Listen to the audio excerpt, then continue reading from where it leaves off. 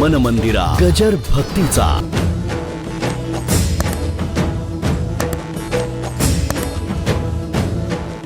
जितका जितका तुम्ही त्याग करायला जाता ना तेवढं ते आठवतं जास्ती. कळलं का? हे काही निराळ सांगायची गरज आहे असं मला वाटत नाही. तुम्हाला माहिती आहे, उपवासाच्या दिवशी जेवढी भाताची आठवण होते तेवढी एरवी नाही. आणि उपवासाच्या दिवशी जर बायकोनी बटाटे वडे केले मुलांच्या करता तर तो तापतो. आजच मिळाला का तुम्हाला वेळ बटाटे वडे करायला? ती म्हणली, तुम्हाला कोणी वार करायला सांगितला होता? मी वार शब्द का वापरला? कॉमन आहे, कारण सगळे वारच आहेत ना. काय सोमवार, मंगळवार, बुधवार सगळे वारच आहेत नाही का? जे करतात त्यांचा सुद्धा शनिवार असतो ना, आम्ही न करणारे सुद्धा आमचाही शनिवारच असतो. नाही कळलं?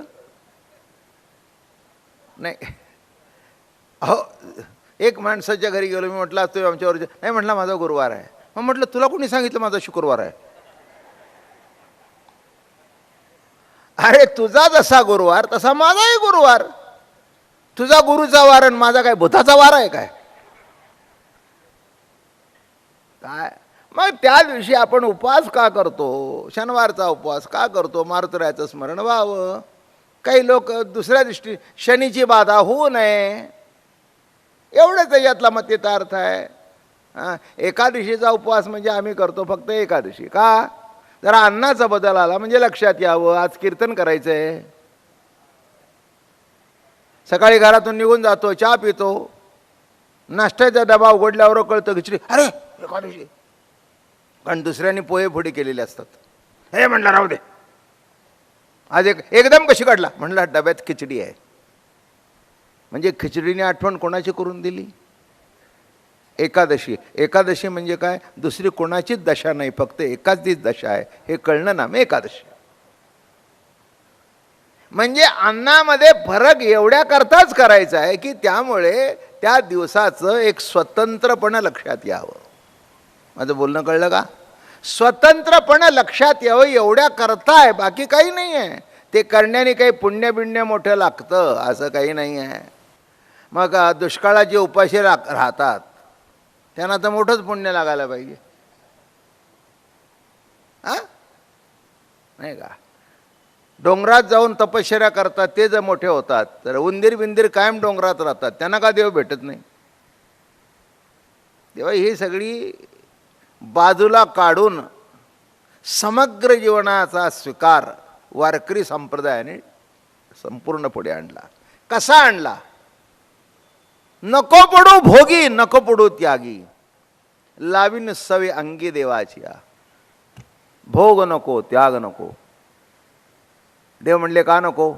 अरे म्हणले देवा, त्यागे भोग माझ्या येतील अंतरा, मग मी दातारा काय करू? अरे त्याग करायला गेलो तरी भोग मनामध्ये आठवतोच. भोग मनामध्ये आठवतोच. देवा आम्ही तरी काय करावं? तू सृष्टीची रचनाच तशी केलीस. शरीराला जास्ती त्रास न देता ते कार्यरत कसं राहील एवढी मान हलवणं, मग पाय हलवणं, ते गुडघे वर घेणं, हे जेव्हा पहिला अटॅक आला तेव्हा मी केलं एक्सरसाइज म्हणून. मी विचारलं हे करून देव भेटेल का? ते म्हणले आम्हाला कशाला विचारतात, तुमच्या ज्ञानेश्वरीत काय लिहिलं ते बघा.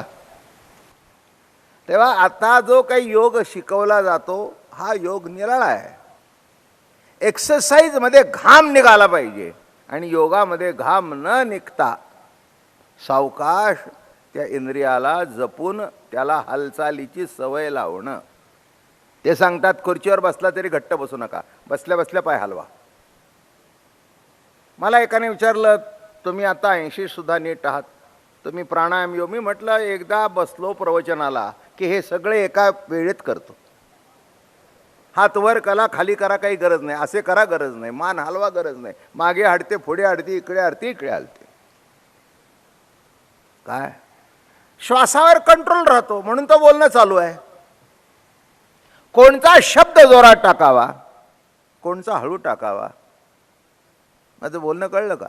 म्हणून नामस्मरणामध्ये, संत चिंतनामध्ये सर्व काही घडतं.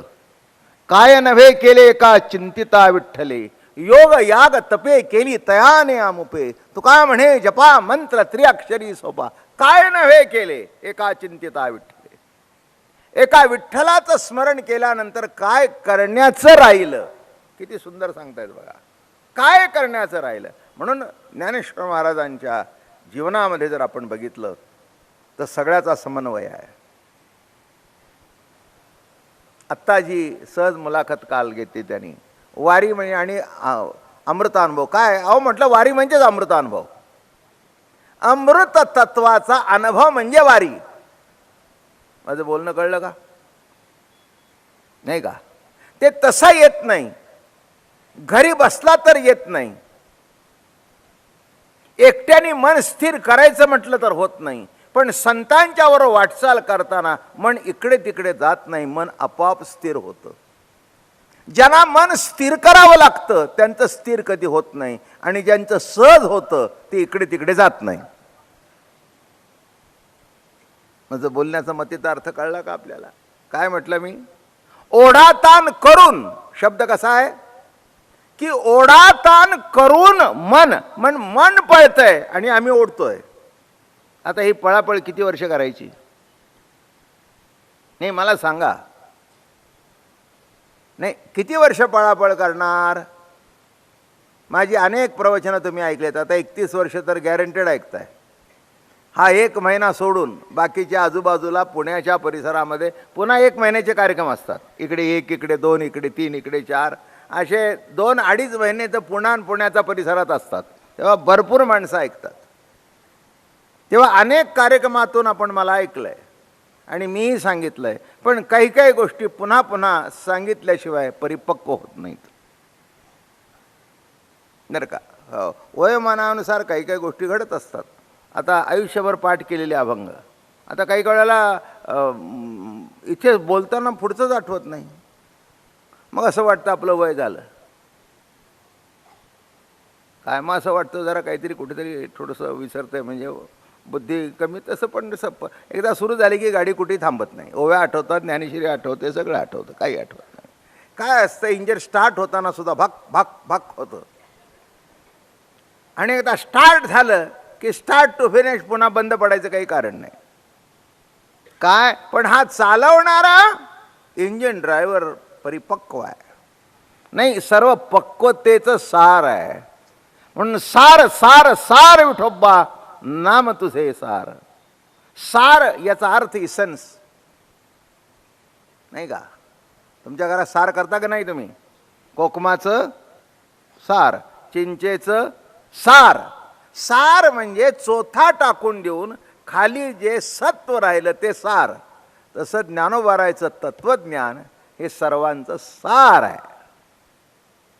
इसेन्स, अर्क. एवढी फुलं गाळावी लागतात तेव्हा एवढा त्याच्यातून गुलाबाचा अर्क निघतो. म्हणून महागाय ते, बरं का? एवढी बाटली 500 रुपयाला. आता सेंट एक तर 5-5, 10-10 हजार, लाख रुपयाची बाटली आहे. मी म्हटलं एवढे पैसे का? ते म्हणले हा अर्क आहे, तो एवढं जाळल्यानंतर एवढं तयार होतं, बरं का? एवढी गुलाबाची फुलं ती उकळावी लागतात, त्याच्यातून तो बरोबर वाफ यावी लागते, त्याच्यातून जो काही रस निर्माण होतो ते अत्तर. अर्थात गुळ ठेवला, नवसागर ठेवला, आणि ते उकळून जर वाफ आली तर तो भाग निराळा आहे.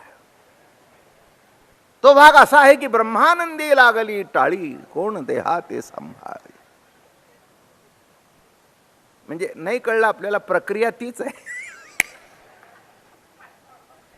कारण शेवटी तोही अर्क आहे, म्हणजे तोही अर्कच आहे ना. हां, तोही वाफेच्या रूपाने येतो. आम्हाला शाळेमध्ये ते शिकवलेलं होतं, सायन्सच्या क्लासमध्ये. ते कसं होतं, काय होतं ते मग बरोबर येतं ना. म्हणजे दारू काढायला नाही शिकवलं,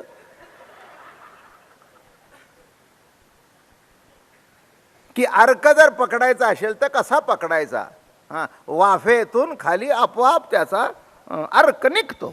हां, तसं अनेक परमार्थ, अनेक विचार, अनेक सिद्धांत उकळून उकळून तयार झालं आणि ते वाफेच्या रूपाने जे बाहेर पडलं आणि तो जो अर्क निर्माण झाला त्या अर्काचंच नाव अमृतानुभव. त्याचंच नाव अमृतानुभव. म्हणून ज्ञानोबारायांनी जरी अमृतानुभव सांगितला, कळसाचं तत्वज्ञान सांगितलं, तरी पण त्याचा अनुभव घेण्याकरता पंढरीची वारी केली. हाच वारीचा आणि अमृतानुभवाच्या प्रवचनाची जोड. बरं का, एकदा केलेला माणूस पुन्हा जातोच. काही माणसं पाहण्याकरता येतात आणि आयुष्यभर वारी करतात. माझं बोलणं कळलं का? मोठं कौतुकाचा भाग आहे हो, कौतुकाचा भाग आहे. त्यांना विचारलं काय हो? नाही म्हणाले, आमचे मित्र म्हणाले वाडीतला अनुभव काही निराळा असतो, म्हणून पुण्यापासून चालत निघालो. सासवडचा डोंगर चढताना काय निसर्ग दिसला, मग असं वाटलं जाऊ दे, एवढा आलाय आता पुढे जाऊ. काय करता करता वाटलं जाऊ द्या. मग बायकोनी मोबाईलवर सांगितलं, अहो कपडे बिपडे जाऊ दे. म्हणले काय त्याच्यात, वारीला जास्ती काय लागतात, लेहंगा सदरा लागतो, विकत घेतो. एवी तेवी घरी विकतच घ्यायचे होते, इथे विकत घेतो. साबण आहे, तेल आहे, दिंडी जेवण आहे. काय विचारपूस करायला दिंडीतली माणसं आहेत. विचारपूस करायला दिंडीतली माणसं आहे आणि तू जवळ नसल्या कारणाने खिशात हात कोणी घालत नाही.